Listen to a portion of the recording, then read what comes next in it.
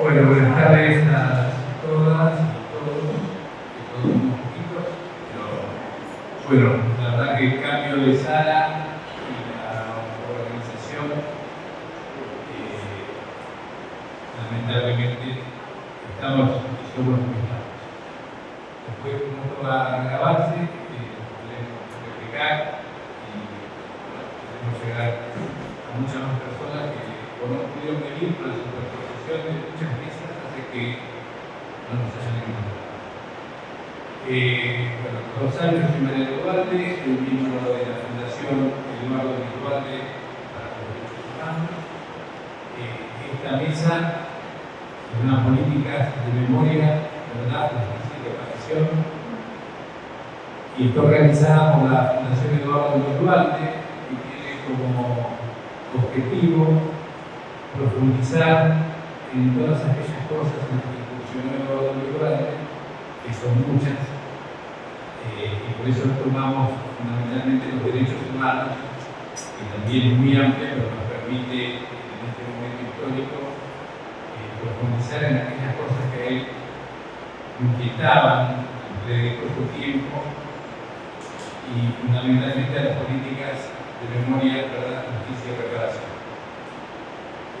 Acá en la mesa me acompañan personas que formaron parte de su universo, no solo la Secretaría de Derechos Humanos, sino mucho antes en la lucha por la vigencia de los derechos humanos.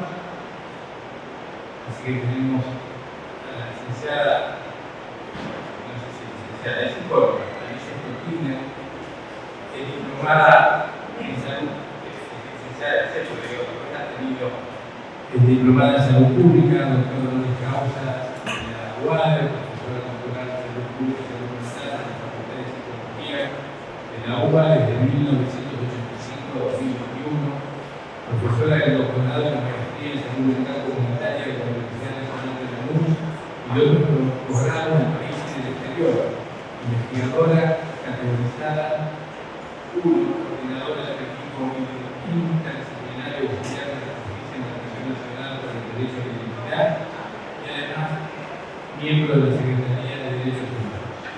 Además,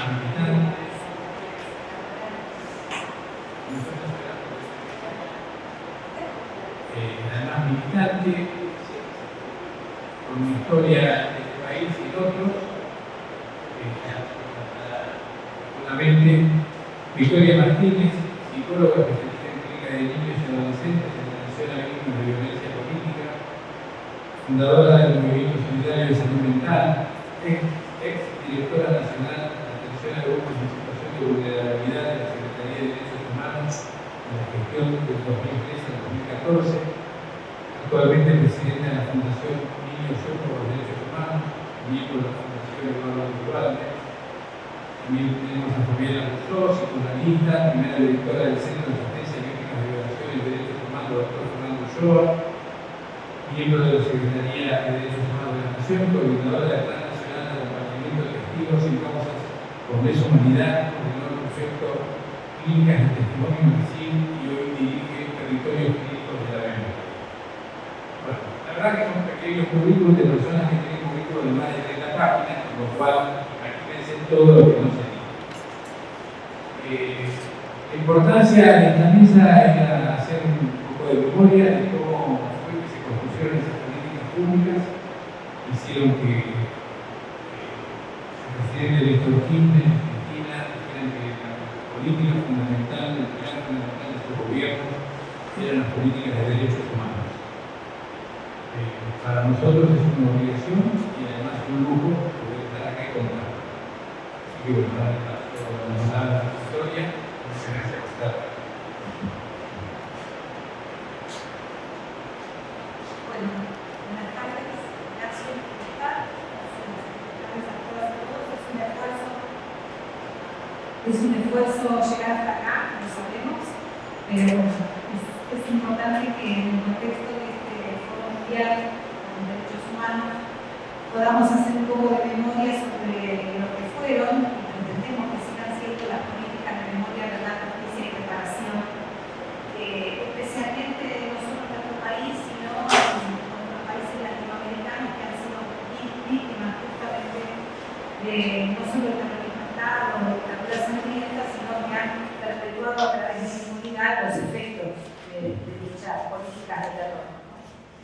Yo, en primer lugar, quiero hacer una mención especial en este ámbito a lo que significa recuperar la memoria. Para nosotros, no solo porque nos lo han enseñado Eduardo, sino nosotros que venimos del ámbito de la salud mental sabemos de la importancia que tiene la memoria.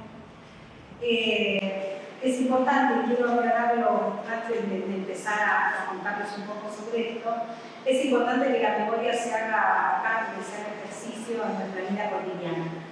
Y la memoria no es abstracta, es memoria de personas, de trayectorias, de valores, de experiencias de vida. Y debo decir que la verdad que lamento que en el contexto de este Foro Mundial muchas de las personas que deberían estar siendo recordadas, homenajeadas y nombradas en el ámbito de este foro no lo están haciendo. Entonces lo quiero hacer yo, ante ustedes, ante lo que después escucho. Y quiero decir que así como decía Mariano, el presidente Néstor Kirchner dio la posibilidad de que construyamos estas políticas de memoria, verdad y justicia a partir de nombrar a Eduardo Duarte como secretario de Derechos Humanos y él a su vez traer a la Secretaría y construir una Secretaría de Derechos Humanos con todos aquellos que habían sido parte de esa lucha, recuperando esa historia de lucha de los organismos de derechos humanos y muchos compañeros militantes que a lo largo de la historia fueron haciendo su aporte. Muchas veces incluso a riesgo de su propia vida, de su libertad, decidieron dedicarse a reivindicar estos valores para una sociedad más justa y Eduardo lo fue sumando a la gestión. El hecho de que estemos en lugares como este, como el Archivo Nacional de la Memoria, hace un rato estuvimos en el Conti, que exista el Centro UNESCO en Argentina, el Centro de Promoción de Derechos Humanos UNESCO, todas estas cuestiones del Instituto de Políticas Públicas de Derechos Humanos y que los organismos tengan sus lugares en el predio recuperado del alma, tiene que ver no con que aparecieron por eliminación espontánea, sino que un puñado de hombres que venían con este recorrido y esta trayectoria militante decidieron poner sus ideas y sus valores al servicio de algo que costó mucho, porque no es que fue, liviana la tarea de recuperar este predio, de llevar adelante la política de sitio de memoria y todo lo que, hoy disfrutamos de alguna manera e intentamos que no retroceda. Entonces, en honor a ellos, quiero nombrar no solo a Eduardo, sino también a Rodolfo Patarolo, que fue uno de los que impulsó este trabajo junto con Eduardo, sobre todo el Centro UNESCO, de la política de Rodolfo, junto con su trabajo con FEDEFAM para lo que fue la Convención contra la Desaparición Forzada de Personas. También le nombramos en un trabajo sobre archivos de memoria a Gonzalo Garra, que ya no está, también nuestra querida Lilia Ferreira, la mujer de Rodolfo Walsh, bueno, así como tantos otros que se fueron sumando a la construcción de lo que hoy podemos decir son políticas que intentamos que sean políticas de Estado de memoria de la justicia. Hecha esta aclaración por mi parte, que me parecía que era necesaria, ya que no pareciera que salimos de la acreditación de esto, se sabe qué organismo, quiero contarles que justamente en ese contexto teníamos muy claro que iniciamos la gestión en el 2003 junto con Eduardo y con muchos compañeros que habían pertenecido a los organismos de derechos humanos, teníamos muy claro que era importante que el Estado asumiera su rol. Durante muchos años el Estado fue el Estado terrorista, fue el Estado genocida, el Estado represor, el Estado que a través de distintas inducciones por medios de comunicación y haciendo eco a los poderes dominantes, de alguna manera iba infiltrando no solo el terror, sino el olvido, la fragmentación social, iba de alguna forma desintegrando el tejido social de resistencia al plan económico que vino a instalar, no solo en nuestro país, sino en la región. Y entonces teníamos claro que la política que llevara el Estado adelante tenía que tener estos tres aspectos que eran reivindicación de los organismos, ¿no? La memoria, la verdad y la justicia. Y para eso, todos ustedes saben, hicimos distintas acciones que tenían que ver con esto, con recuperar la memoria de los militantes, de los organismos, de lo que fueron los proyectos tema de la verdad, esto es profundizar las investigaciones para averiguar qué era lo que había sucedido en cada uno de los procesos represivos en distintos lugares del país, y el tema de la justicia con el impulso que se dio del Ejecutivo para derogar las leyes de impunidad que estaban vigentes y reabrir los juicios contra los delitos de deshumanidad con todos los procesos, digamos, y garantías del debido proceso que tenían que darse, porque es lo que consideramos que era correcto realizar. En ese marco, nosotros sabíamos que había otro aspecto a considerar, sobre todo aquellos que veníamos del campo de la salud mental y los derechos humanos. Aquí mis compañeras venimos desde mucho antes, digamos, de la gestión, trabajando en esto. Sabíamos que había un aspecto que era fundamental en lo que eran las políticas de memoria, verdad y justicia, que eran las políticas reparatorias, ¿no? Nosotros sabemos que ante situaciones traumáticas que padecen las víctimas y los afectados directos, pero también el conjunto de la población, para que esas políticas de memoria, verdad y justicia, que formaban parte de políticas fuertes del Estado para consolidarse, estaban incompletas si no, de alguna forma, no encarábamos también la cuestión preparatoria. Quiero recordar que, como parte de las políticas preparatorias, solamente existían leyes de reparación económica muy acotadas y que incluso muchas veces nosotras criticábamos porque en esa evaluación de las víctimas con el proceso de llegar a conquistar ese derecho de lo reparatorio por la ley, muchas veces las personas eran maltratadas por el aparato burocrático del Estado. Entonces nosotros, que veníamos con otra cabeza, decidimos también hacer un proceso de modificación de esa ley. Pero les quiero contar que fundamentalmente lo que nosotros hicimos en esta gestión en términos de lo reparatorio, como Fabiana, como Alicia nos van a contar más en detalle en qué consistieron esas políticas reparatorias, lo que nosotros hicimos también fue recuperar saberes. Con esto de la fragmentación social, y que incluso muchos de nuestros grandes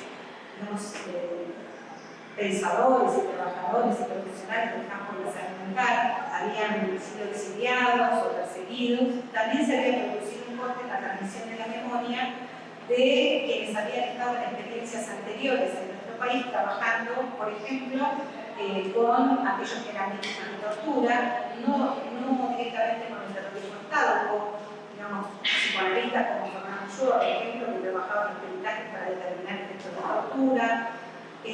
Bueno, y un grupo grande de compañeros, muchos de ellos que venían del psicoanálisis, que trabajó con nosotros en la asistencia a las víctimas de terrorismo de Estado desde los organismos de derechos humanos. Para los que no lo conocen, en inicio o fines de los 78, 79, 80, por allí, todavía en dictadura, fuerte todavía, muchos un grupo de psicólogos y psicoanalistas conformamos los equipos asistenciales de los organismos de derechos humanos. Y a pesar que, y eso ha continuado lamentablemente hasta hoy, los organismos entre sí muchas veces tenían como diferencias o enfrentamientos o dificultades para trabajar juntos, los que estábamos dentro de los organismos de derechos humanos en la parte de los equipos asistenciales sí podíamos juntarnos. Y nos juntábamos para trabajar juntos y pensar juntos cómo dar respuesta a lo que significaba el trauma o las situaciones difíciles de atravesar, disruptivas, traumatizantes de ser víctima del terrorismo de Estado. Y así fue que pudimos conformar un equipo grande de que a pesar de las diferencias trabajábamos. En mi caso yo estaba en el Movimiento Solidario de Salud Mental, que era el organismo de familiares de detenidos y desaparecidos por razones políticas, pero trabajábamos con el grupo del centro, con el grupo de la asamblea, con el grupo de madres, de la liga, del NED, digamos, conformamos un buen intercambio, digamos, entre nosotros y fuimos armando también un corpus conceptual que fue interesante recuperar, porque bueno, para nosotros también era nuevo esta experiencia de cómo dar respuesta a esta situación. Que se decía, digamos, que se le decía a un niño cuando tenía un padre desaparecido y las abuelas nos preguntaban si yo no sé si va a volver o no va a volver, bueno, qué era esto de la verdad, decirles de qué manera abordar la problemática, porque los chicos entraban en la escuela, qué pasaba con las mujeres que seguían sosteniendo la búsqueda de sus compañeros desaparecidos, pero que al mismo tiempo tenían que tomar decisiones respecto a la crianza de sus hijos, o muchos años después de hacer su vida, o de la falta de documentación. Todas esas cuestiones formaban parte de los debates que hacíamos entre los equipos de los organismos de derechos humanos, y fuimos también trabajando con los países hermanos. Trabajamos con la gente, digamos, similar, que hacía la misma tarea en Chile, en Uruguay, en Brasil. Digamos, nos fuimos juntando entre nosotros y fuimos armando, digamos, un combo conceptual que en la medida en que pudimos también lo fuimos llevando al ámbito académico. Muchos de nosotros hacíamos investigaciones en la universidad, digamos, íbamos dando, digamos, tratando de hacer docencia en relación a eso, y de esa manera fuimos sosteniendo conceptualmente un bagaje muy consistente para abordar esta problemática, lo que significa las consecuencias del terrorismo de Estado, tanto en los afectados directos como en la sustentabilidad social, que era lo que nos pasaba como sociedad ante estas cuestiones. Todo eso, que después incluso se plasmó en una cátedra, ¿no? Donde hicimos un seminario inicial y después terminamos haciendo una cátedra libre, que después formó parte de la currícula de la Facultad de Psicología, que era la cátedra de Psicología y de Derechos Humanos. Todo ese bagaje, digamos, conceptual es el que intentamos recuperar cuando iniciamos la gestión, en 2003-2004. Y bueno, y ahí estuvimos viendo de qué manera, digamos, asumíamos esa política preparatoria con todo este bagaje anterior. No queríamos hacer como se hace habitualmente, que cuando uno empieza una gestión se cree que empieza de cero y se olvida de todo lo que a lo mejor podría aprovechar un equipo de lo que viene de anterior. Nosotros hicimos eso, pero para eso llamamos y colaboraron con nosotros muchos de aquellos académicos, maestros que habían trabajado con nosotros generosamente en la época de la dictadura o de la inicio de la democracia. Eso tuvo dos vertientes. Por un lado, las políticas preparatorias específicas de atención a víctimas, después cuando se abrieron los juicios de acompañamiento de los juicios, que es lo que vamos a Fabiana. También, digamos, empezamos a trabajar junto con la Comisión Nacional por el Derecho a la Identidad, la reconstrucción de la identidad de los chicos apropiados, con las leyes preparatorias, con lo que significaban los sitios de memoria, es decir, lo que fuimos haciendo de alguna forma como un entretejido entre los distintos aspectos que deberían tener la política de verdad.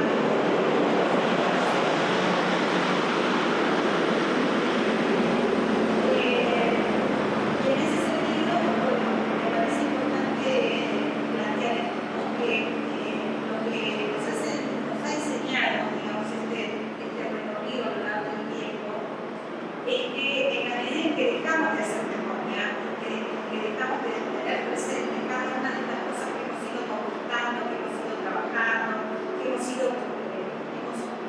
podido trabajar en conjunto, cada vez articulando más con distintos sectores sociales, cada vez que retiramos de alguna forma con la intencionalidad de profundizar esos aspectos, comenzamos a retroceder. Yo creo que es lo que nos está pasando. Y muchas de las cuestiones que tienen que ver con la transmisión de las memorias enterradas, las memorias traumáticas, las memorias que nos duelen, porque muchas veces no podemos ver, lo que tenemos claro, porque hemos estado mucho más cercanos a este proceso de ser víctimas del terrorismo de Estado, sabemos que esto es así, cada tanto volvemos otra vez a reivindicar las historias personales, las luchas, reivindicar los valores de aquellos que están, hacemos transmisión de lo que se hizo, porque sabemos que esto es importante. Esto, como nos decía Eduardo, en el horizonte de los derechos humanos cada vez lo tenemos siempre, caminamos, pero siempre lo tenemos lejos, y en la medida en que el Estado está contento con aquello que logró, empieza a retroceder. Y que me parece que es un poco lo que tenemos que aprender. Y cuando estamos contentos con lo que logramos, nos quedamos ahí y empezamos a retroceder. Eduardo siempre nos decía que la memoria es un arma de combate, pero es un arma de combate para construir al futuro, ¿no? Entonces, en un momento como este, donde el mundo es cada vez más difícil de sobrellevar, tenemos crisis de todo tipo, nos atravesó la pandemia, tuvimos hasta el negacionismo de la pandemia, no solo negacionismo del holocausto, del terrorismo de Estado, sino hasta de la pandemia. Me parece que es importante que también profundicemos de cuáles son esos mecanismos de la subjetividad social que hacen que en vez de enfrentarnos a estos dolores para poder repararlos, metabolizarlos y elaborarlos, cada vez más nos sintamos como ajenos a esa realidad. Es como si estuviéramos siendo vergonzantes con nosotros mismos y nuestra historia. En vez de hacernos cargo de lo que nos pasó, de lo que hicimos, de lo que logramos a pesar de todo, pareciera que algo de esto no está pudiendo ser parte de, por lo menos de esta porción del campo popular en la que nos sentimos representados. Y esto se nota, porque hay como un corte en esta transmisión generacional donde las nuevas generaciones enumeran discursos de odio, no entendemos muy bien hacia dónde van, pero sí sabemos que es riesgoso. Digamos que lo que nos está pasando como humanidad es un riesgo enorme, y yo creo que es un síntoma de lo que no hemos podido transmitir, de lo que no hemos podido profundizar, de lo que no nos hemos hecho cargo en la transmisión de esos valores como sociedad. Entonces, le voy a dar la palabra a mis compañeras que van a poder contarles un poco en qué consistieron estas políticas de memoria de la justicia y lo que hemos hecho a lo largo de esa gestión. En este momento se supone que están presentes, pero a mi gusto y esto es a título personal, tenemos un debilitamiento de las políticas que ya no son consideradas políticas de Estado, sino que se han relegado a determinados sectores que las sostienen, o en algunas áreas del Estado que las sostienen, de un modo a mi gusto demasiado formal. No le estamos poniendo, como escuchaba la mañana Monedero, esa mística necesaria que los valores que sostenemos, los valores de la humanidad que sostenemos requieren que tengamos. No podemos llevar adelante una política de memoria, verdad y justicia como si fuera una administración burocrática o de espacios, no solamente repetir las palabras así. Me parece que nos está faltando esta pasión que le poníamos y le construimos estas políticas porque formaban parte de nuestra historia y de aquello que queríamos transmitir, de aquello que queríamos dar a las nuevas generaciones, de aquello que queríamos que de verdad nunca más sucediera, ni aquí ni en el mundo. Entonces, bueno, nada, quería transmitirles esto, que es un poco las ganas de contarles y por otro lado una preocupación. Y solo voy a terminar con una pequeña frase de Eduardo Duarte, ¿sí?, en relación a esto de estas políticas, que decía: el combate por la memoria es una pieza nodal de estas políticas, y ha sido y es el combate por una memoria ni aséptica ni neutral. Ante la manipulación de la historia y los intentos de construcción de una falsa memoria colectiva, es deber de la democracia sustantiva y de los gobiernos que se dicen republicanos oponer a esta visión contrabandeada de los hechos un fuerte rescate de la memoria histórica, asentada en la irrefutable verdad de lo ocurrido, trayendo a la luz y convirtiendo en recuerdo permanente aquello que los sujetos populares, víctimas de los genocidas, han levantado como bandera reivindicativa y reparatoria a lo largo de décadas de lucha por la memoria, la verdad y la justicia. Gracias.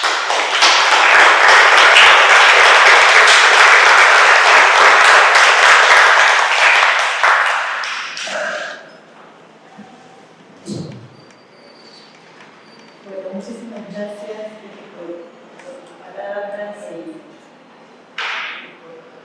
por la generosidad de siempre.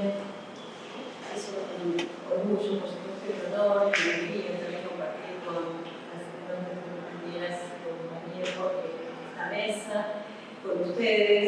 Bueno, muchos aquí presentes han formado parte también de esa experiencia, de esa construcción. Y también acá quiero mencionar que está la compañera de Uruguay, la compañera de Brasil, que de distintas maneras y en distintos momentos también forman parte de este trabajo. También, bueno, me suma al reconocimiento evolucionado de lo que construyó Eduardo Duarte, sobre todo lo que significó este sitio donde estamos hoy y la trascendencia que tiene a nivel mundial, ¿no?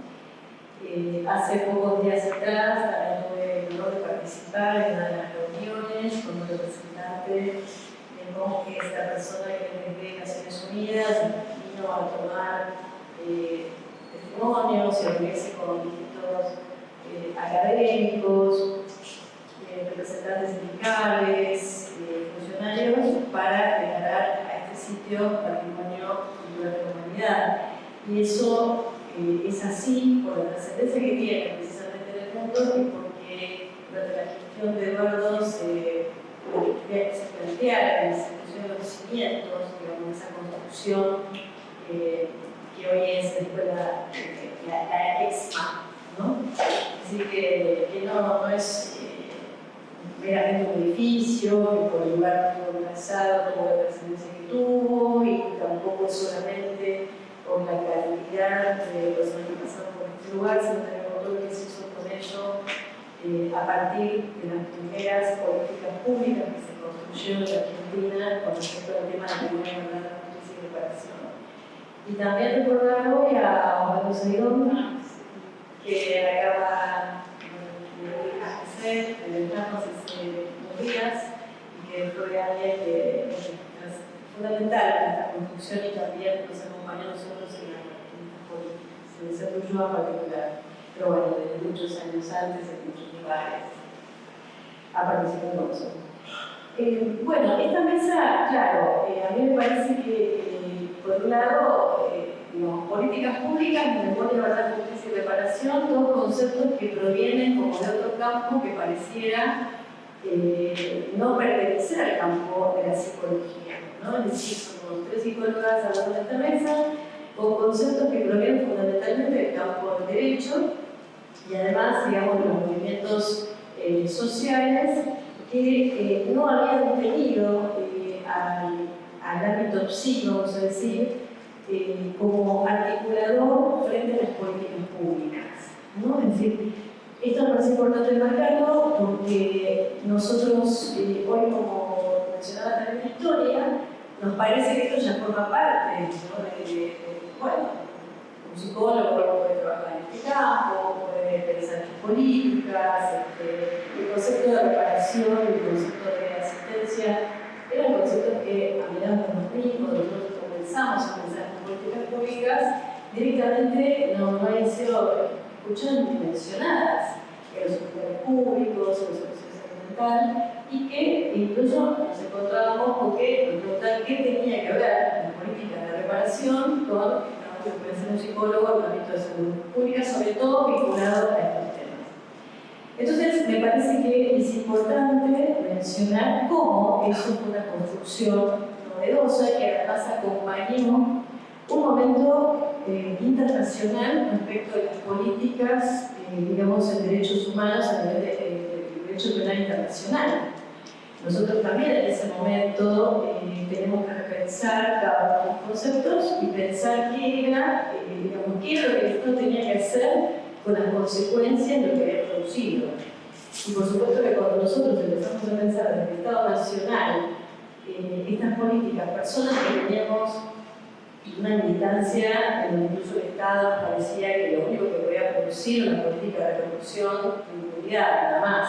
En esos momentos no teníamos ninguna idea de que en el Estado verdaderamente podíamos instaurar lo que posteriormente y retroactivamente podemos ver cada día, que fue lo que se instala. De hecho, ¿qué pasa?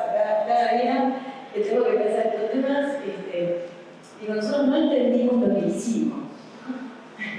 No entendimos lo que hicimos, porque esa construcción fue impresionante y causó efectos y consecuencias en muchos otros países. Por ejemplo, la experiencia del juzgamiento de la Argentina no es que impactó solo en Argentina, impactó en toda la región y interpeló a toda la región. Países que no han tenido juicios y que, sin embargo, a partir del juzgamiento de la Argentina, que se puso en marcha un impresionante movimiento, digamos, de testigos de toda la región, interpeló a los equipos de los países que no tenían en ese momento juicio, pero que sin embargo formaban parte de los juicios que se desarrollaban en Argentina. Por ejemplo, la experiencia de Automotores Sorletti y del Plan Sistemático de Reparación de Niños y Plan Cóndor. Fueron 3 juicios que involucró muy fuertemente a testigos, digamos, de Uruguay, de Chile, de Brasil, cuando en ese momento, digamos, no había juicios en esos países, por lo tanto no había este tipo de juicios. Uruguay fue diferente, en Chile fue diferente y en Brasil no se pudo, digamos, llegar a construir ni siquiera, digamos, un reglamento con el código antiguo. Y luego el trabajo impensado para nosotros de hablar con los jueces, ¿no? Es decir, entrar en ese campo impenetrable que es el derecho penal, precisamente por la carga de certezas, por la convicción que los jueces tenían de que ellos sabían cómo se tenía que juzgar este tipo de crímenes de lesa humanidad, porque además también, como siempre decimos, Argentina, a diferencia de cualquier otro país del mundo, no apeló a la justicia extraordinaria, sino a tribunales ordinarios, por lo cual el mismo aparato judicial, ¿no? El mismo poder judicial, tuvo que empezar a pensar cómo juzgaba al interior de esa estructura judicial, bueno, ya conocemos, ¿no? De qué se trata, los crímenes cometidos por el propio Estado, siendo ellos representantes del Estado. Es decir, una situación paradojal en un punto muy singular y que incluso se creó una figura que tampoco, hasta donde yo sé, no soy abogada, con este tema, la figura del querellante, siendo que el propio Estado que querellaba al Estado. Es decir, no es que no existía esa figura, sino que el Estado, querellando al propio Estado, también era una novedad a nivel jurídico. Así que todas estas cuestiones impactaron en distintos escenarios, en distintos discursos, y nos pusieron a todos a pensar y a extremar mucho en sus conceptos para ver de qué se trataba y qué eran pues, las consecuencias que iba a arrojar el hecho de tocar con la justicia y sus efectos, las consecuencias del terrorismo en la Argentina. En ese sentido, la gran conclusión teórica de Eduardo respecto del Estado terrorista argentino fue fundamental para entender esa lógica. Como muchísimas veces escuché decir el sector Kirchner, el terror de Estado fue un operador clínico, un operador lógico en sí mismo que nos puso a todos a trabajar a partir, digamos, de las cuestiones clínicas, de las cuestiones jurídicas, de las cuestiones sociológicas, antropológicas, en todos los terrenos. Tuvimos que pensar qué era ese terror de Estado y qué impacto tenía. ¿Qué temporalidad instauraba el terror de Estado en relación a las consecuencias? Es decir, nosotros estamos próximos al 24 de marzo, y por supuesto lo que significa la actualización del romántico de cada una de estas fechas conmemorativas para la Argentina no es lo mismo que significa incluso para otros países que también atravesaron por experiencias similares, a los cuales hay que recordarles muchas veces que hubo genocidios, a los cuales hay que insistirles, digamos, desde las organizaciones sociales a los estados, hay que decirles, bueno, acá hubo genocidios, recordarlo, y en Argentina nunca se dio este escenario porque los organismos de derechos humanos que tuvieron la trascendencia mundial que tuvieron, nuestros organismos de derechos humanos, que fueron el sostén de la memoria cada día a partir de lo que pasó en nuestro país. Y luego disputaron el Estado precisamente que no se convirtiera en una mera administración de justicia o una mera administración de políticas, sino que en Argentina se constituyó verdaderamente un nuevo sujeto político, el sujeto de los derechos humanos fue un nuevo sujeto político que traspasó, digamos, mucho más allá del movimiento de derechos humanos en sí mismo, ese discurso. De hecho, tampoco hay antecedentes mundiales, ahora sí, a partir de lo que ocurrió en Argentina, de que casi 50 años después de los hechos, hace 2 años atrás, 5 años, las voces de las propias hijas de los genocidas se eligieran como un sujeto incalculable en el espacio social que vivieran y plantearan que ellas querían desentenderse de ese legado mortífero que les obligaba a sostener un lugar que ellas no querían sostener. Digo ellas porque la gran mayoría fueron mujeres y además se dieron a conocer, creo que en 2017, precisamente como agrupación, como colectivo en la marcha del 8 de marzo y después ya marcharon juntos con los organismos en la del 24 de marzo de ese mismo año. Y no solo eso, sino que después, no estoy contando las experiencias que yo, pero estoy pensando, bueno, ya estoy en otro carril. No solo eso, que después los vecinos sin genocidas que surgieron a partir de que Echecolás iba a ser iba a retornar a vivir a su casa, iban a dar, digamos, una prisión domiciliaria, los propios vecinos, que nunca habían militado, porque estuve una vez con ellos, con unos años, se organizaron y plantearon que no podía el Estado obligarlos a convivir con un genocida, que ya no era posible por toda la experiencia que se había construido en nuestro país. Entonces, estas cuestiones que ocurrieron en Argentina, que tienen que ver con, digamos, para mí no es ningún lugar a duda que tiene que ver con la articulación que posteriormente hizo el Estado, pero no para apropiarse de la lucha de los organismos, como al comienzo también se planteó el famoso 24 de marzo del 2004 en este mismo lugar, el debate que se dio de que si el Estado se apropiaba de esa lucha, de que si los organismos iban a dejar de tener ese protagonismo, no ocurrió eso. Todo lo contrario, se impregnó en el Estado de esa política y de ese lugar vivificante que decía Vicky, en donde permanentemente los organismos fueron contralores del Estado de las políticas públicas. Esto me parece que no tiene ningún antecedente, que es lo que hizo que se traspasaran todas las fronteras de la administración, digamos, en materia de derechos humanos, pero es verdad también que siempre está ese problema incalculable, que es que en el momento instituyente de los hechos, cuando se construyen, se inventan esos dispositivos y se puede construir una nueva política, luego viene el momento instituido, que podemos pensar que es el momento actual, en donde sí uno puede ver que muchas de esas políticas sí se han convertido en la actualidad en una mera reproducción administrativa de lo que se construyó, o una mera sombra de lo que fue en aquel momento esa pasión, digamos, por llevar hasta las últimas consecuencias, ¿no es cierto?, estas políticas. Entonces, a mí me parece que esto es una pregunta que nosotros nos tenemos que hacer, porque en todas las experiencias, ¿no?, digamos, que hubo en el campo de la salud mental, siempre tiene que estar esta advertencia, digamos, de qué pasa una vez que esto se construye. Me acuerdo de algo que siempre decía, ¿no?, lo mencionaste recién, una vez que uno logró lo que pasa ya es, digamos, tiene otras dimensiones y esa oscilación, por la que con muchos compañeros de la región hemos conversado muchas veces y hemos transitado, que es Estado, política de Estado, asociaciones civiles, política de Estado, asociaciones civiles, evolución de cómo son las políticas, de qué gobierno ganan, y qué hacemos cuando los gobiernos populares que sostienen estas políticas ya no gobiernan, qué hacemos con todo ese lugar. A mí me parece que nosotros tenemos una responsabilidad, y es que allí, que donde sea, tenemos que seguir sosteniendo, digamos, y dando esa lucha. ¿Por qué?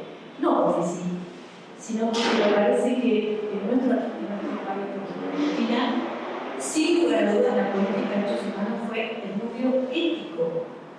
Sin ese núcleo ético nosotros no podemos haber llegado a atacar el macrismo, que fue un gobierno abiertamente negacionista, que en esta misma sede, en este mismo edificio, ha hecho barbaridades.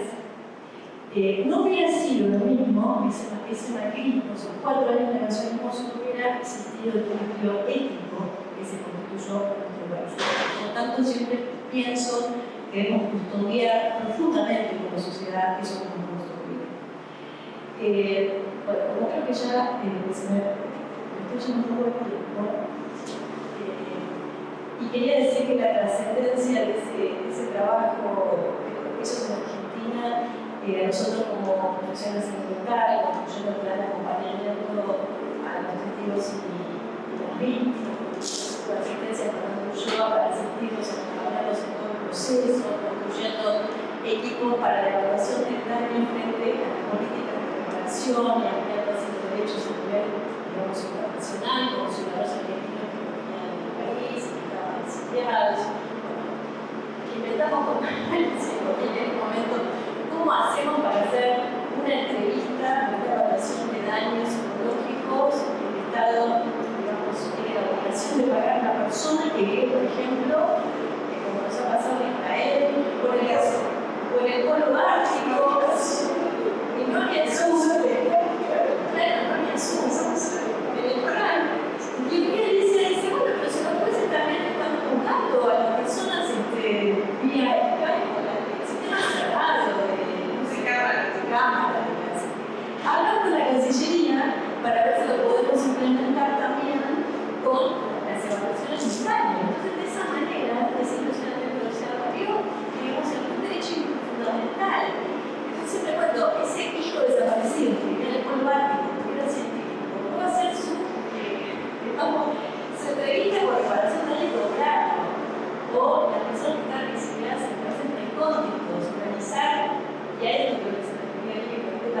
formación, digamos, y más allá de lo extremando las posibilidades, organizar o calcular cómo hacemos para que esas personas lleguen allí, para que finalmente lo logren. Y nosotras mismas seguimos todo ese proceso. Entonces, claro, algo con semejante movimiento no puede caer en la mano.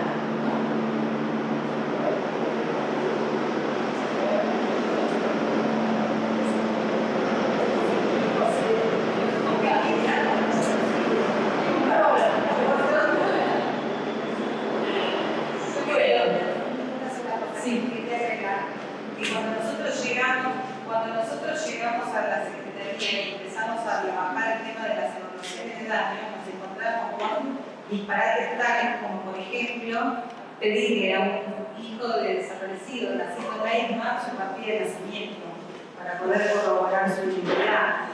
De esas cosas nos pasaban.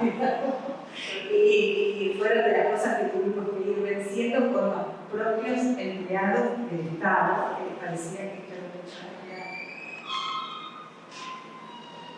Sí, totalmente. Yo creo que nosotros hicimos una función de traductores, ¿no es cierto?, de traducir hacia las estructuras, digamos, administrativas del Estado, tanto desde, digamos, el Poder Ejecutivo como el Poder Judicial, traducir qué significaba juzgar los crímenes de Estado en Argentina y quiénes eran esas víctimas, cómo había que hablarles, a quiénes estaban dirigiendo las preguntas que se iban a dirigir en los juicios, qué significaba esto. Bueno, tenemos una cantidad de traducciones de esa época, de los panillos, acá con las compañeras que nos hemos escrito, desde las capacitaciones que dimos, el protocolo de intervención que fue utilizado también en otros países. Me acuerdo que fue el juzgamiento de Gabriel Montt, que también una jueza nos dijo, bueno, necesitamos ese protocolo porque no hay antecedentes en la región. Es decir, hemos construido una política que en ese momento no existía. De verdad que eso uno no puede sentirse muy afortunada y orgullosa, pero sobre todo muy afortunada de haber participado. Entonces, quiero terminar leyendo un brevísimo comentario que hace una sobreviviente de este sitio, la ESMA, Graciela García Romero, cuando relaciona los juicios, escribió: cuando comenzaron los juicios orales, se abrió la puerta de la verdad y las sentencias hicieron justicia. Dentro de este gran proceso en el que salió a la luz el destino que tuvo una generación de jóvenes en manos de militares asesinos, comenzó a manifestarse con perfil propio el infierno de las mujeres.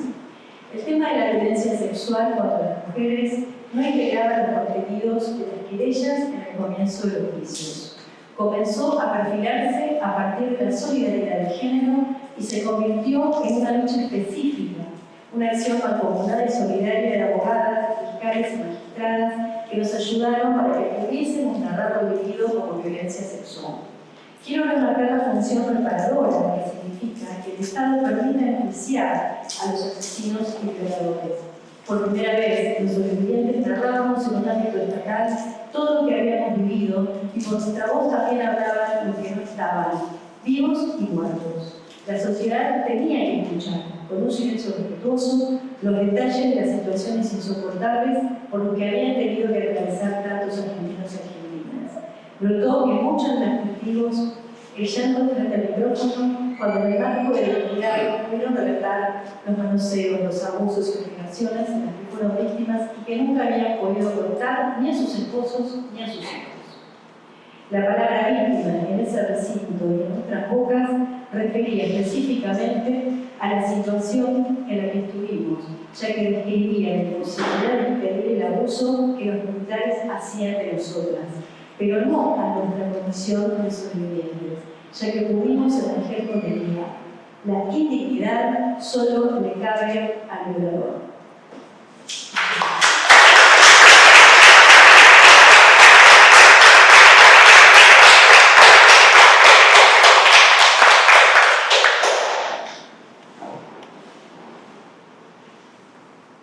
Bueno, le agradezco mucho la invitación.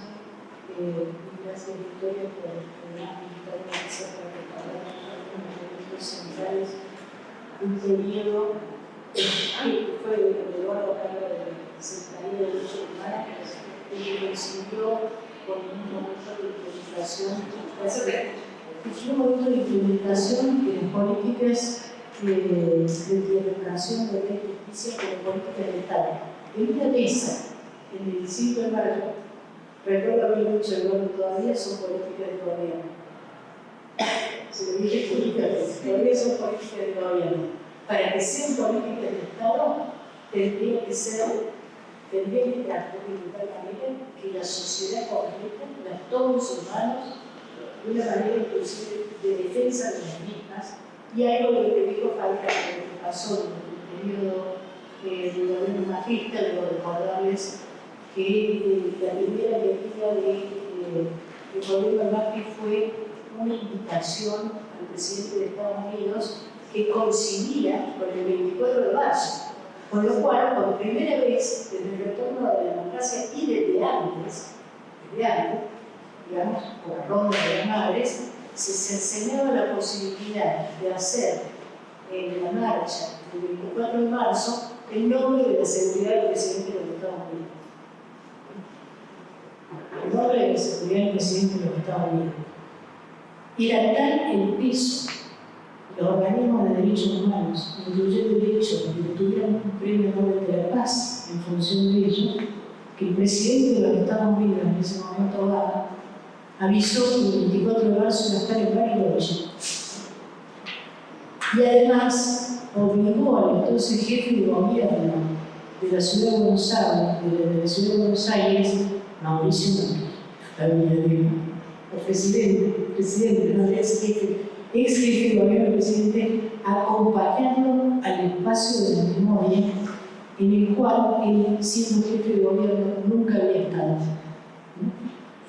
Fue una cosa muy importante lo que pasó en ese momento, porque fue una muestra de cómo estaba instalado algo, podría decir, a nivel mundial.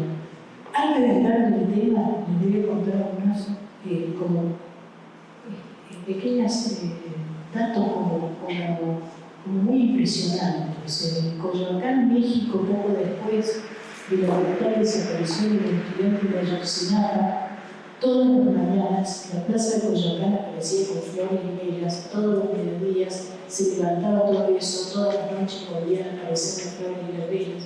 Pero lo que más me impresionó era el cartel que decía: con vida los queremos.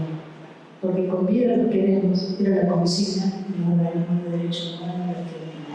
Y esa relación que había empezado con unas madres previamente, esa relación que después llegó a aparecer la figura de las madres en otro tipo de cuestiones de demandas que tienen que ver con derechos, me permitió a mí muchas veces tener la sensación de que en la Argentina se había plasmado algo que posteriormente era importante, que los derechos, y creo que se extendió en América Latina, es esta cuestión que dice Edo Gallardo de los derechos humanos, no solo como un corpus internacional que puede ser usado muchas veces tanto por el Fredón como conocido por el centro mexicano, sino en un corpus jurídico internacional importante, por cierto, que también está en estado de base, sino también como medida de esfuerzo para el movimiento social.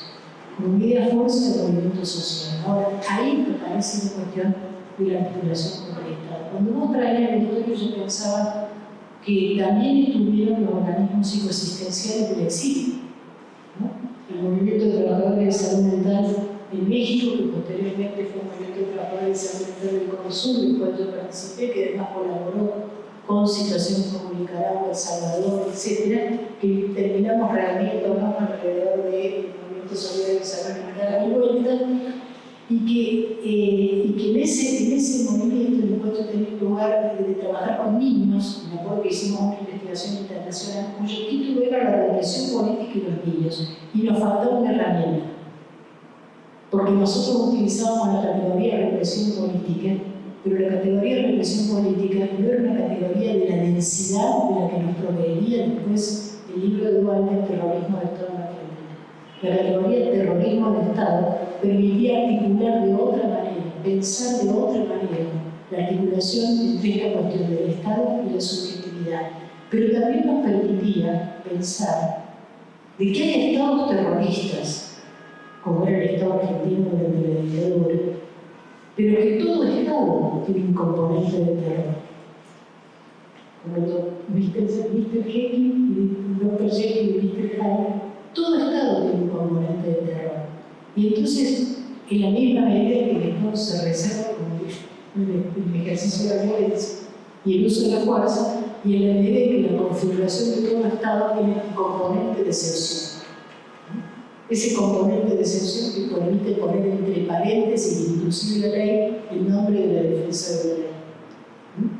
Esto que hemos hablado mucho conmigo es una herramienta fundamental para nosotros para ligar la parte teórica, sí, para pensar inclusive la clínica y relacionar con estas cuestiones más genéricas y con las cuestiones que hacían a la memoria, la verdad y la justicia. ¿Por qué? Porque el verdadero núcleo reparador, el verdadero proceso de reparación, tenía que ser la base del proceso de reparación después de las víctimas directas, era justamente instalar en el conjunto de la sociedad un componente de memoria, de verdad y de justicia. No había posibilidad última de reparación sin eso. Recuerdo haber pensado más de una vez en esa frase de Bettelheim que dice, y cuando estoy acá lo pienso muchas veces, cada vez que estoy en este edificio, en este lugar, o cuando voy al Coro de la Perla, que Bettelheim decía un campo de concentración es una experiencia que se realiza en una sociedad en su conjunto. Lo hemos extendido después también a los manicomios, ¿no? Porque toda la institución de esa índole. ¿Y por qué es una experiencia que se realiza sobre una sociedad en su conjunto? Porque obliga, y esto lo hemos trabajado después, obliga a quienes están fuera de él a renegar de algo que está sucediendo. Obliga a una renegación. De hecho, pienso siempre el hombre que tomaría el hombre en el deporte de esta edad entre el 76 y el 84. Y lo pienso porque cuando en alguna oportunidad, cuando volví a la Argentina y tenía que acompañar un grupo de directivos de obras sociales en Carlos Paz y no ómnibus, y ellos tenían que explicar para el viaje que hicieron con el jefe de turismo, yo era directora de salud pública, estaba trabajando como docente. Ellos me pidieron, pasamos en algún momento por un lugar y me dijeron ese edificio que es, y yo lo miré y dije, no vi nunca. Y el chofer del ómnibus me dijo, es la Perla. Entonces me pregunté cómo diablos yo, que hacía ese recorrido, y que lo hice en algún momento llevando materiales que me podían costar la vida, nunca había visto la Perla, y yo era una persona que sabía que existía la Perla. No era de lo que decía no es cierto. Yo sabía que existía la Perla, como la Ribera, etc. En Córdoba se sabía que estaban secuestrados para algunos grupos sociales. Ahora, aún sabiéndolo, no veía el edificio. Lo vi recién en el retorno a la democracia. Entonces, ¿qué impacto subjetivo más impresionante que puede producir el terror? ¿Qué impacto subjetivo impresionante que puede producir el terror? Que una persona que sabe que existe ese lugar, aún así no lo ve, no lo registra en el espacio. Eso se llama un escotón, ¿no? Bueno, ¿por qué digo todo esto? Porque cuando finalmente, en el contexto de que se después el cuadro de Videla, ¿no? Un nieto recuperaba habla el nombre con tres lazos, ¿no? Habla el nombre de situación. Y se reelabora algo que se había cortado, porque la Argentina vuelve a la democracia, inicia el juicio contra los comandantes y después nos precipitamos hacia las leyes de impunidad y a la amnistía, ¿no? Al indulto.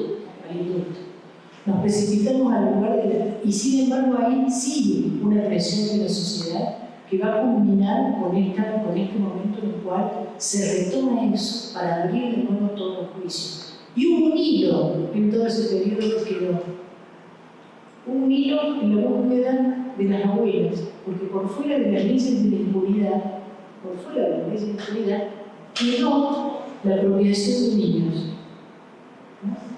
Era muy curioso porque había quedado un sistema jurídico tan espantoso que una persona no podía ser juzgada por secuestrar a una mujer, violarla y asesinarla, pero sí por quedarse con su hijo. Y todos los demás delitos quedaban por fuera.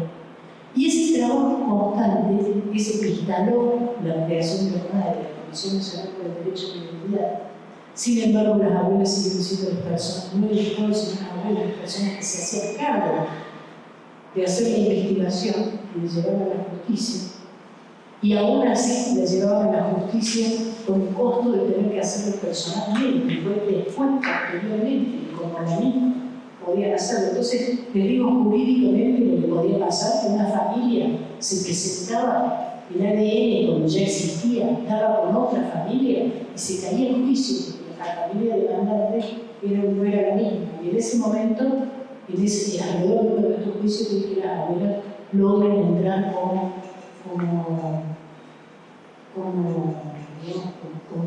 como organismo querellante y posteriormente se crea la fiscalía, ¿no es cierto? Y en este proceso hay un momento en el cual yo paso a trabajar en la hora de que ya estaba y Victoria entra a hacerse cargo y quiero decir una cosa, Victoria estaba a cargo de una dirección que era en realidad la dirección de grupos en situación de vulnerabilidad.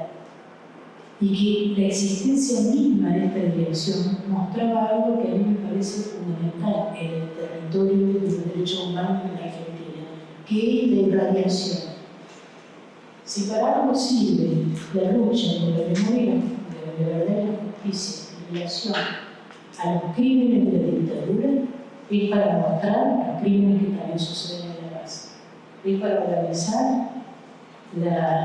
para organizar los actores sociales necesarios para la lucha de todos los derechos, de la integralidad de los derechos. Entonces, vimos aparecer dentro de Ulloa ya no solamente a las víctimas del terror de Estado, sino a las víctimas de la violencia institucional. Aparecieron dentro de los grupos en situación de vulnerabilidad no solo el problema de los nietos y nietas, sino también el problema de las infancias, algo de lo cual Victoria se ocupó mucho. Ya no solo de las infancias, digamos, que habían sido privadas de su identidad, sino que esto ha ido evolucionando por la problemática de la violación del derecho a la identidad en sí mismo, ese problema. De hecho, apenas retomada la democracia, se discute la ley de adopción y cambia la ley de adopción en la Argentina, una ley de adopción que tenía una extraña cláusula por la cual daba por pretuida la identidad anterior, quiere decir, daba por no habiendo existido nunca la identidad de origen de esa persona. O sea, una ley que contenía en sí misma la violación del derecho a la identidad. Entonces, todavía nos debemos una revisión de esa segunda ley de adopción de aquel momento. Entonces, yo recuerdo perfectamente cuando empezamos, en qué momento se empezó a gestar el programa de protección, no, de acompañamiento a testigos, porque acá hay una palabra que es fundamental, que es el acompañamiento. Ese programa de acompañamiento a testigos sucedió porque hubo una desaparición de democracia, la de Julio López. Quiere decir, un testigo que había sido víctima del terror de Estado y que estaba por testimoniar como el que fuera el jefe de la policía en ese momento, el responsable de su tortura y su desaparición, desaparece nuevamente antes del testimonio, dando cuenta de cómo, aún en una sociedad democrática y que luchaba por profundizar la memoria y la verdad y la justicia, los monstruos, los dinosaurios todavía existían. Y hubo también en las fuerzas un silenciamiento con respecto a esto y una esperanza por parte de muchos de que esto acallara esos testimonios. Y ahí donde empieza la idea del acompañamiento de los testigos, porque los testigos que nunca se quisieron reconocer como víctimas, eso fue un trabajo bárbaro. Los testigos no querían reconocerse como víctimas. Fue para un acompañamiento de los testigos, porque los testigos no dejaron de testimoniar y los juicios continuaron. Yo creo que fue parte, en ese momento, la articulación entre Estado y movimientos de derechos sociales, de derechos humanos, fue una articulación muy interesante. porque el Estado no lo reemplazó. Hay una tensión que debe ser mantenida entre los organismos y el Estado permanentemente. No deben ser absorbidos. En salud sucede que cuando uno rastrea la historia de un centro de salud absolutamente burocratizado, descubre que hace 30 años lo crearon los vecinos, se apropiaron de ellos, pusieron, etc. Después un día se apropió el Estado, lo puso en funcionamiento y echó a los vecinos y se hizo cargo del funcionamiento de una forma muy convencional. No era exactamente así lo que se esperaba. Lo que se esperaba era justamente que los organismos siguieran irradiando el conjunto de la sociedad para que distintos sectores de la sociedad se convirtieran en actores sociales de sus derechos, y la ley de salud mental vino a formar parte de ello. Estoy como abriendo el abanico de la ley de salud mental, la ley de identidad de género, la ley de matrimonio igualitario, el avance con la ley IDE, o sea, como no hay una discontinuidad, hay una continuidad entre lo que, como bien decía Fabiana, se estableció como una norma ética en esta sociedad, a partir de la lucha contra el terror de Estado, en una demanda de la sociedad con ampliación de derechos. Estamos en un momento distinto, a nivel nacional y mundial, y probablemente por la crisis, y probablemente por la ruptura de determinadas formas de vida que ya no van a volver a ser lo que eran, estamos en un nuevo momento de tensión. Y este momento de tensión se produce porque, entre otras cosas, todas esas fuerzas que tienden a objetivar la vida y que están centradas básicamente en poner la acumulación por encima de la vida y poner la acumulación por encima de los derechos, están en un embate justamente contra aquello que incorporaría derechos humanos y casi agregaría derechos de la vida para incorporar algunas cuestiones que hacen al pensamiento latinoamericano, derechos de la vida y de la naturaleza, también están en juego. Esta es la tensión global. Entonces nuestra responsabilidad en este encuentro, cuya diversidad es notable, ¿no?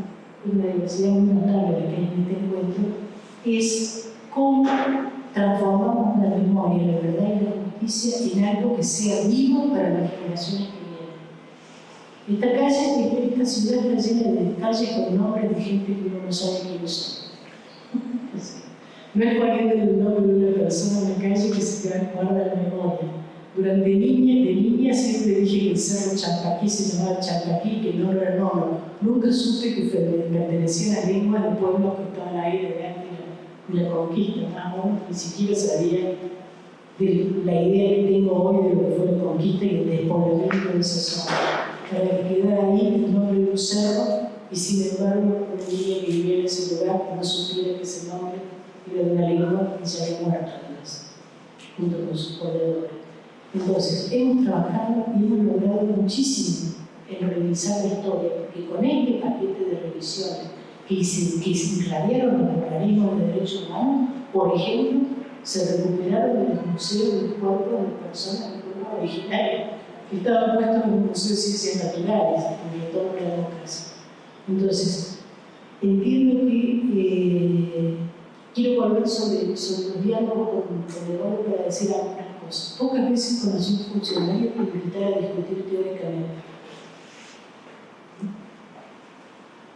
Nos invitaba a discutir, por ejemplo, el tema de los abusos y las violaciones sexuales específicas de las mujeres. Nos invitaba a discutir el lugar de víctima o no víctima de alguien que había entrado como un secuestrado y terminaba siendo un torturador. Nos invitaba a discutir el tema del consentimiento informal, o sea, algo que entraba en el terreno de la salud. Hemos participado de discusiones y eran invitaciones para pensar. Y eso también es importante, porque mantener el pensamiento de la gestión del Estado es mantener la posibilidad de articulación entre la sociedad y el Estado.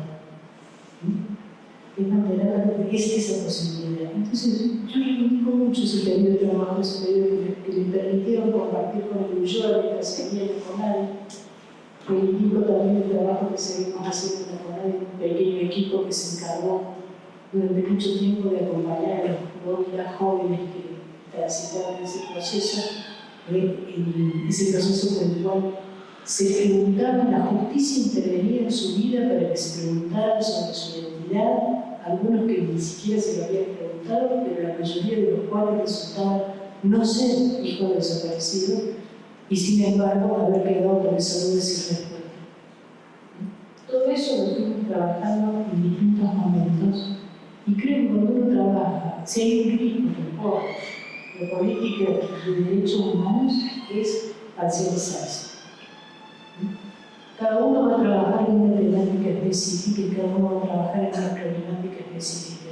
Pero solamente pensando en la integralidad, en la red, en la articulación con otros principios, es posible pensar en una política global que le transmitamos a las generaciones futuras. Anoche, no, esta mañana, una madre me decía que la hija, que tiene 8 años, ha tenido una pesadilla esta semana. Y que lo habló con ella y lo habló con sus compañeras. Y resulta que en la escuela me estaba hablando de la semana, la de la memoria. Pero por alguna razón, las nenas que habían interpretado como una situación que habían recibido una imagen de una situación muy terrible. Y entonces a la noche tenía pesadillas de que entraba la gente a su casa, que se la llevaba, que robaban chicos, etcétera, etcétera. Yo digo, ¿cómo podemos hacer una transmisión a una generación nueva que no se transforme en una pesadilla, sino que se transforme en algo que puedan incorporar, podría decir, orgullosamente a su vida pensando en su base sexual? ¿No? Y lo último que quiero decir, la memoria tiene un funcionamiento extraño. En un congreso de psicología en Chile en los 90, en una mesa de que Darío Páez, que es un chileno exiliado en España, dio sobre memoria histórica, memoria colectiva, me quedé después hablando con una joven española y le pregunté si ella conocía las canciones de la guerra civil española y le dijo de ninguna manera. Y entonces me extrañó, porque esas canciones las cantábamos nosotros. Claro. O sea, como una joven que no conocía las canciones de la guerra civil española y era española, y una argentina que como parte de su juventud había cantado las canciones de la guerra civil española, probablemente traídas por los exiliados. Y que entonces al final nos quedamos charlando y yo le cantaba algunas y se les contaba, pero que ahora ya con escritores, literatura, etc., España tiene otra reconstrucción de su historia. Y entonces yo decía cómo circula la historia, que una persona de otra generación, de otro país, etc., le devuelve un trazado de su historia a una persona de otro país, de otra generación. Así circulan las cosas de un grupo político que se llama Espartaco. Y pienso si Espartaco en aquel momento habrá sabido que siglos después va a haber un grupo político que lleva su nombre como el símbolo de la lucha contra la esclavitud. Muchas gracias.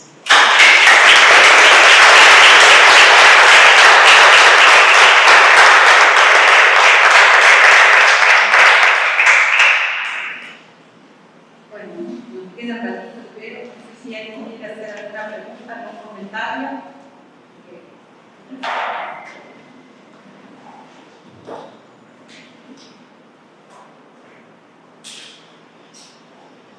No, yo me quedé pensando en lo que las tres dijeron. ¿Qué se les ocurre que se puede pensar para que la memoria correcta de alguna manera, la memoria histórica de todos los que tenemos cierta edad, pueda transmitirse con fuerza? Pasa por la educación, pasa por los maestros, ¿por dónde pasa?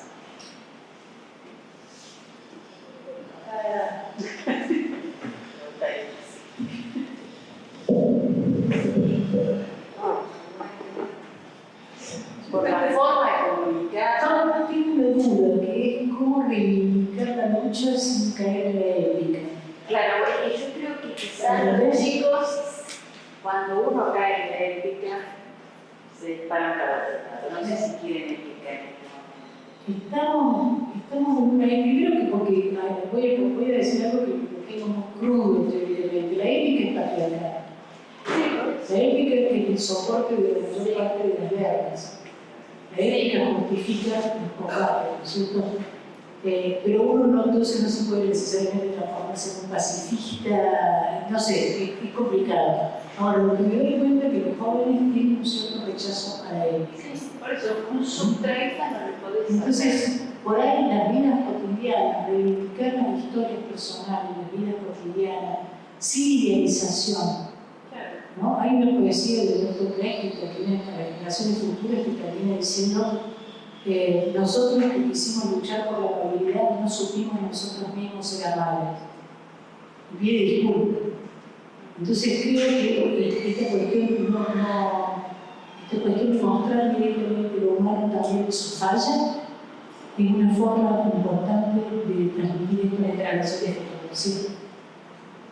Yo quería, no sé si vale para este momento, pero sí recordar que una de las cosas en las que insistíamos quienes éramos los terapeutas de hijos de desaparecidos era insistir en que les contaran, quienes formaban parte de su entorno familiar, lo que eran, digamos, y qué cosas les gustaba, qué les gustaba comer, qué cuadro de futbolera, qué pintor, de lo que sea, para humanizar el recuerdo de esa persona desaparecida, porque muchas veces nos quedamos en esta cosa de, yo digo, del recuerdo de la pancarta, porque muchas veces conocen a sus padres por las marchas, cuando van con las pancartas, tienen la figura del desaparecido, pero muchas veces incluso por no generar dolor en los adultos que los acompañan, no han podido preguntar cómo eran, ¿no? Porque eso ocasionaba dolor.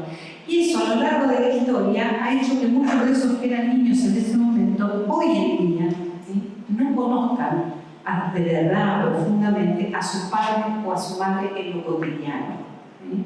Me ha pasado de conversar hoy con aquellos que ya son hombres, incluso muchos de ellos que ocupan cargos de responsabilidad, que cuando uno les pregunta acerca de estas cosas cotidianas, no saben si, no sé, el cuadro de fútbol que le gusta es el mismo que le gustaba a su papá, o qué cosa quería, o qué. Digamos, es como que hemos perdido esa posibilidad de transmitir humanamente los recuerdos de cualquiera de nosotros y le transmite a sus hijos o a sus nietos.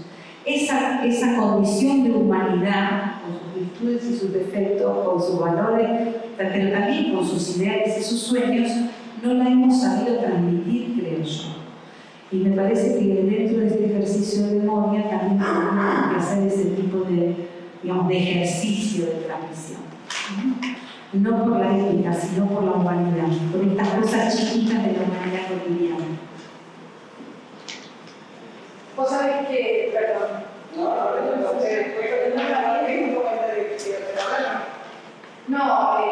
por el tema de educación formal, de que otra cosa sea, o digamos, está instalado, también está el problema de quién le baja a los chicos. ¿Quién baja? ¿Quién baja cómo? ¿De qué manera? Eso que, claro, eso que decíamos recién, tal cual. El cuidado del miedo. Yo siempre cuento la anécdota de las artistas acá. Yo me hice ver a mi hijo porque de guerra a los 8 años, la chica lloraba y pensaba que se la robaba. Entonces también me parece que toda esta generación de maestros nuevos, sí, repito, es complicado si no tienen eso que decir yo. Muy complicado. Vos sabés que mi abuelo, yo tuve un abuelo alemán, antillazo. Entonces, cuando yo tenía 8 años, me llevó a ver los documentales de juicio que hay que llevar a una nena de 8 años para que vea la pila de zapatos de niños, el pelo, la ropa, los sobrevivientes agarrados de la cara de los. Yo no le puedo decir si me hizo bien o mal. No lo puedo decir, pero no sé si es la forma de enseñar a un niño que digamos, me parece que insistir con la parte del dolor, de tortura y secuestro, sí no debe ser una pienso. Una cosita antes de la compañera, una cosa que quería mencionar es que surgió también hace unos pocos años atrás una tercera generación que es la de los hijes, no solo los hijes, los nietes, digamos, desnietes, así se llaman ellos, desnietes. Y tuve la oportunidad de tener una charla invitada a un panel cuando ellos surgieron. Y lo primero que plantearon es que ellos, si iban a asumir la lucha de los derechos humanos en Argentina, iba a ser primero a partir de los nuevos reclamos que tocaban a su generación.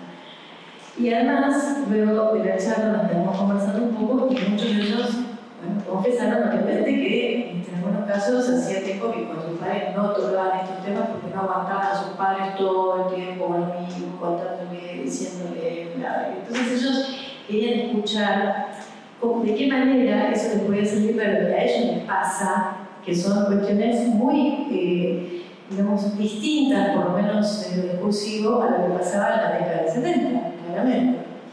Y a raíz de esto, en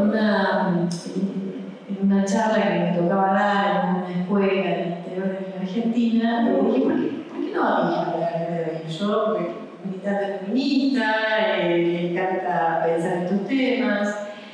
Y fue ella a hablar, y la verdad que fue impresionante escuchar, digamos, más en detalle qué es lo que piensa un pibe que hoy tiene 18, 19, 20 años, sobre, ella además es nieta, desapareció, por lo tanto también le toca un lugar muy particular, entonces ella decía, yo no vengo acá a hablar ya como nieta, ni como nieto, ni como niete, vengo a hablar como una militante de esta época, en donde me parece que si algo nos puede servir de lo que pasó en este país, y habíamos constituido, nos constituimos frente al mundo, es en que podamos pensar lo que hoy es para nosotros, digamos, el terreno de la relación de los derechos humanos.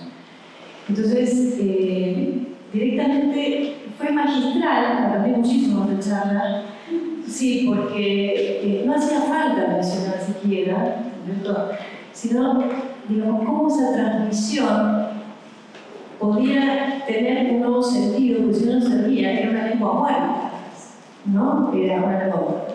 Y por otra parte también la renuncia, que tenemos que hacer como sociedad, por eso también estamos un poco fascinados todos por la maravillosa construcción de derechos humanos que ha hecho la Argentina. Esto hace poco lo hablábamos con unas compañeras y compañeros y me decían, ¿y no tenemos que salir ya un poco de la fascinación y pensar nosotros qué es lo que se viene, qué es lo que tenemos que pensar, con quiénes tenemos que hablar y renunciar a que todos los jóvenes asuman ese legado? Por eso no va a suceder. Sería, en ningún lugar del mundo sucede una cosa así. Pero sí sucede que hay dos interrogantes si uno deja de hacer de eso una lengua verdadera. Sí, buenas tardes, yo soy Adriana, soy cordobesa, militante del movimiento de mujeres que se ciudadanas de los derechos humanos y acá digo esto porque dirijo un medio de comunicación en el interior del interior. Yo vivo en Córdoba, a 20 kilómetros del aeropuerto. Y a los 30 años de la apertura de la democracia, se me ocurrió que había que hacer, porque en esa zona donde yo vivo, muchísimos desaparecidos, presos políticos, y un silencio rotundo sobre eso, hablando de la transmisión de las experiencias y de lo vivido en cada familia. Entonces hicimos un documental que se llama Llamado a la Memoria, acá lo recuerdo, lo conoces muy bien, tu papá conocía el libro también, y hubo familias, primero hicimos un reglamento de qué familias había que les querían hablar a cada pueblo, ¿no? Varios pueblos, o ciudades pequeñas, de las sierras chicas. Y bueno, como ya detectamos quiénes querían hablar, qué familiares había, uno de los grandes puntos de inflexión fue en que dentro de la familia durante 30 años no se había hablado del tema. No habían hablado. Una familia de San Francisco de los Torres tenían 2 desaparecidos en la familia. Nunca hablaron entre ellos de el miedo, el control social, el terror, el estigma de ser familias de desaparecidos, de guerrilleros, de zurditos, con todo lo demás, en un pueblo chico, donde todo el mundo se conocía, nos llevó a esto, pero nos sucedió por muchísimas de las familias que entrevistamos, y esos testimonios, y esa documentación se debe haber pasado acá en este foro, pero están todos los Digo, preso político, también hubo preso político, hubo casos de muertos, de enfrentamiento y la figura del desaparecido, que fue una de las cosas que me llamó la atención. Y los chicos que hicieron el documental, que eran chicos jóvenes, los que le decía, el director del documental, no tenían la más mínima idea de lo que había pasado en esos años. Fue para ellos el primer shock, impactante, que muchas veces en cada testimonio pedían 10 minutos de descanso antes de seguir filmando. Porque además, nosotros filmamos a una persona, pero esa persona traía la hermana, al hijo, el vecino al frente. Entonces se hacía como muy intensa la entrevista, estaban programadas para determinado tiempo. Todo el mundo empezó a hablar, pero a partir de esto, que hicieron tiene cosas que fue impresionante. Y los chicos que trabajaron ahí llenaron su cabecita de información y ahí pueden transmitir. Nosotros lo pasamos siempre documental en todas las escuelas. Logramos un permiso del Ministerio de Educación para que lo pasemos a cabezas de directores que los directoras no querían. Pero bueno, esto fue así muy impactante para nosotros saber que familias enteras no habían nada. Sí, yo creo que muchas veces tenemos porque nos inhibimos nosotros mismos de contar la historia.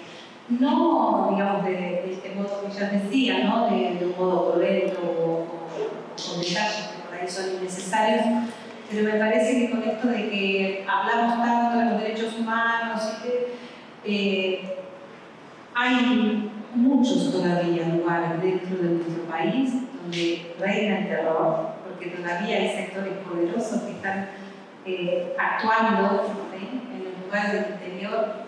A mí, digamos, me parece ya bastante, pero en uno de los acompañamientos que hicimos en los juicios en Corrientes, la persona que iba a ser juzgada era miembro de la sociedad rural, digamos, el médico era jefe de servicio del hospital, digamos, eran personas que habían sido digamos, partícipes directos del proceso represivo y estaban siendo juzgados y al mismo tiempo ocupaban lugares de poder dentro de la sociedad de Corrientes. Entonces, también es cierto que tenemos realidades muy diversas en nuestro país. Y yo creo que muchos de nosotros pecamos de este microclima donde todos sabemos todo y nos contamos todo y estamos todos en todo, pero yo sé que en muchos lugares de nuestro interior más profundo todavía reina el miedo y muchas de esas historias no se han podido contar. De la misma manera que yo quiero recordar, mi abuela, digamos, participó, estuvo en la Guerra Civil Española, se exilió en la Argentina y cuando era muy silencioso, prácticamente no hablaba, estaba siempre metida para adentro. Y cuando yo de chiquita le preguntaba, abuela, ¿qué te pasa? Y ella me decía, morriña la miña terra, nostalgia de mi tierra. Y nunca contó, nunca pudo compartir las cosas que había vivido en su tierra. Entonces, estos mismos silencios que le damos también son muchos de los silencios vigentes en nuestras historias. Entonces, se nos hace difícil esto de la transmisión también. A veces porque algunos estamos como demasiado informados en determinados ámbitos y hay muchos sectores de nuestro país, por lo menos en el interior, que todavía la transmisión no se hace por mismo, como vos decís. Bueno, aprovechando que es una mesa así, quería preguntar por qué piensa usted sobre la transmisión, qué significa transmitir. Y también me llama la atención que documentales, por ejemplo, en Brasil, hechos por mujeres, en Argentina, en literatura, ¿qué significa transmitir desde una posición femenina? Femenina.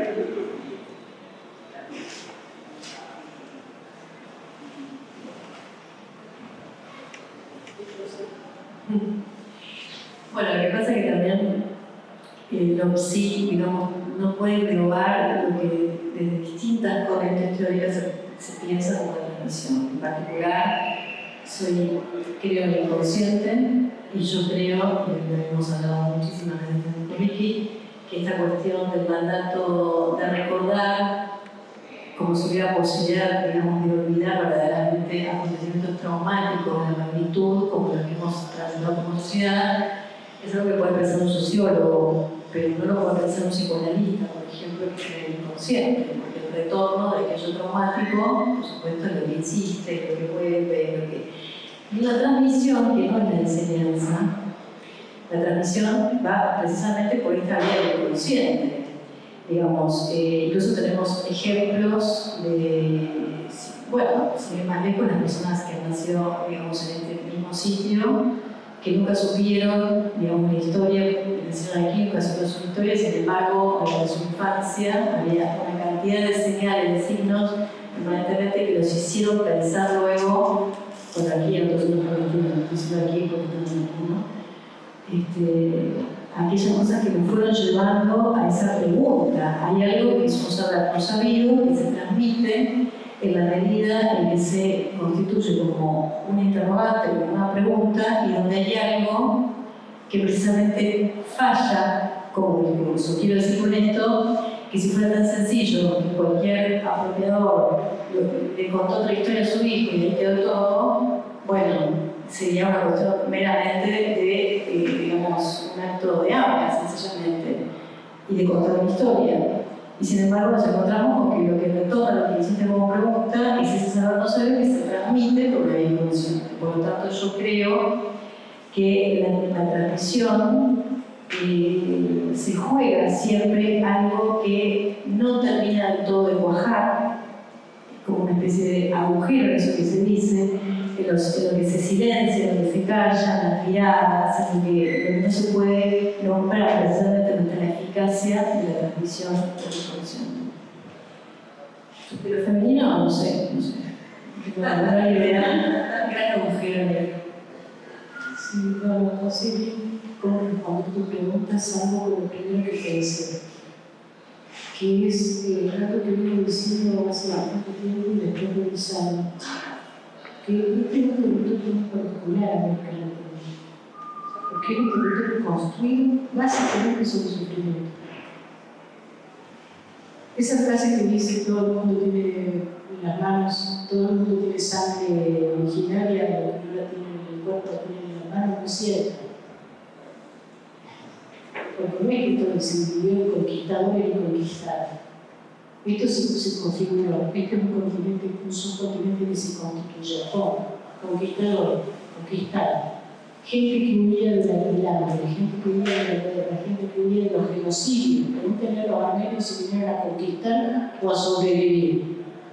Básicamente la búsqueda de un espacio para vivir y un espacio que significa además siempre históricamente una cultura dolorosísima junto a la María, ¿no?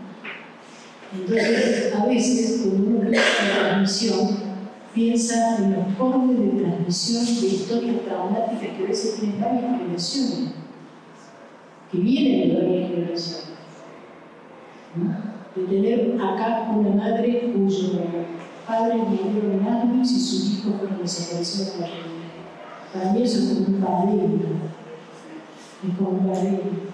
Entonces, no sé muy bien, yo estoy absolutamente segura que la transmisión no es una enseñanza. La transmisión no es algo que se hace solamente con la palabra, la transmisión se hace con el gesto, se hace con la corporeidad. Con lo no dicho también se hace con la forma en que podríamos decir, se transita la vida como forma de transitarla frente a otros, frente a la generación siguiente. Pero pongo mucho la cuestión del cuerpo en la transmisión, ¿no? Pongo mucho la cuestión de lo corporal, de lo no dicho junto en el cuerpo de la transmisión, que es lo que voy a decir todo. Me suscitó una pregunta que es más importante que un relato largo narrado, ¿no? O mi abuelo diciendo, bueno, la siento, a ver, esto, siento una niña, a ver, esto, que es un horror. Y una niña que jamás pensó que podría suceder nunca una cosa así. Yo no podía creer cuando después lo vi. Pero hay algo de lo femenino, de la transmisión que yo leo. Y ahí aprendí algo del exilio. Cuando mi hijo aprendió a hablar en México, no hablaba con nosotros, no hablaba como mexicano. Entonces la lengua madre no es la lengua de la mamá, ese es un error que cometen los psicoanalistas. Creo que la lengua madre es la lengua de la mamá. Y yo descubrí que no era así como un niño de 12 años que llegó con 11 meses, que empezó a hablar en una guardería y hablaba como su padre, hablaba como el país donde estaba. ese mismo niño una vez me preguntó qué era un país, yo no le pude explicar, y se quedó pensando en un par de años. Me dice, mira, si nosotros antes de venir acá estábamos en la panza de la Argentina y ahora estamos en la panza de México. Dice, un país es una panza. Entonces, algo de lo materno, algo del juego de lo materno no quiere decir la mamá, porque prácticamente puede haber algo materno en el padre y en otras personas, pero algo de lo materno está siempre en juego en el transmisor, me parece. En principio, la transmisión de